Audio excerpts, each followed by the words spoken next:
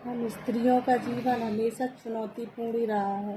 सदियों से लेकर आज तक चुनौतियां हमारी कम नहीं हुई हैं। लोगों को लगता है स्त्री बराबर की हिस्सेदार है, लेकिन ये हिस्सा आपने हमें नहीं दिया है। ये हिस्सा मुझे बाबा साहब ने दिया है संविधान में।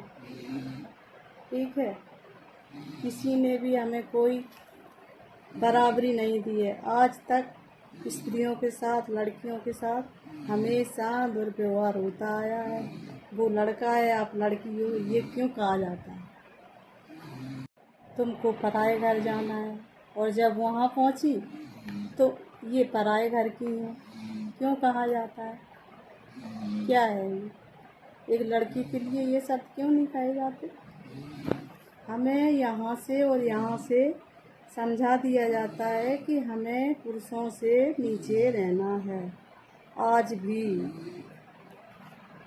जब ज़्यादा शोषण होता है, जब हमसे सहा नहीं जाता है, तो फिर हम संविधान के अकॉर्डिंग अपने रूल और रेगुलेशन जो भी हैं, बहुत ही रेयर केस में हम लोग कदम उठाते हैं।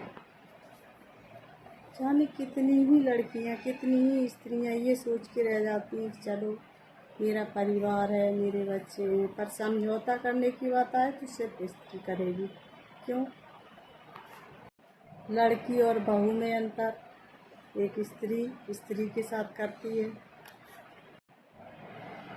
जब मैंने बुक्स पढ़ी तो मुझे पता चला कि पहले स्त्रियां कितना झेलती थी।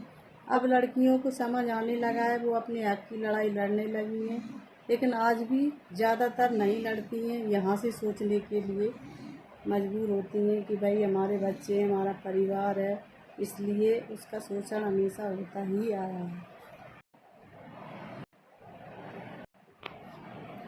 तो प्लीज़ हमारी सब बहनों से ये निवेदन है कि आप लोग संविधान जरूर पढ़िए, उसमें देखिए कि महिला किसी भी वर्ग की हो, बाबा साहब ने ही हमारे लिए सब कुछ करके रखा है, वरना ये समाज हमें बिल्कुल जीने ही नहीं देता।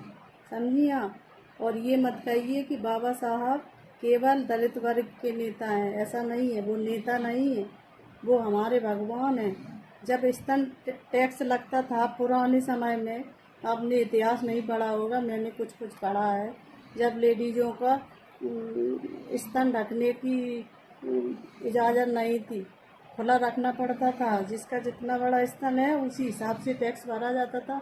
उनके स्तन को काट दिया जाता था, स्तन टैक्स भरना पड़ता था। लड़कियों को पति जब ख़त्म हो जाता था तो उसको उसकी अर्थी पे ज़बरदस्ती जलाया जाता था। ऐसी अच्छा आप बताओ कि क्या किसी को अपने प्राण से ज़्यादा किसी को अपने दूसरों के प्राण प्यारे होते हैं? कौन सा जीव होगा जो ऐसे अपनी इच्छा से जलेगा? हैं? पर्दा प्रथा, दहेज प्रथा, और क्या नाम को सती प्रथा, ठीक, स्तन टैक्स, ये सारे कौन करता था? सबका शोषण एक पुरुष ने ही किया है।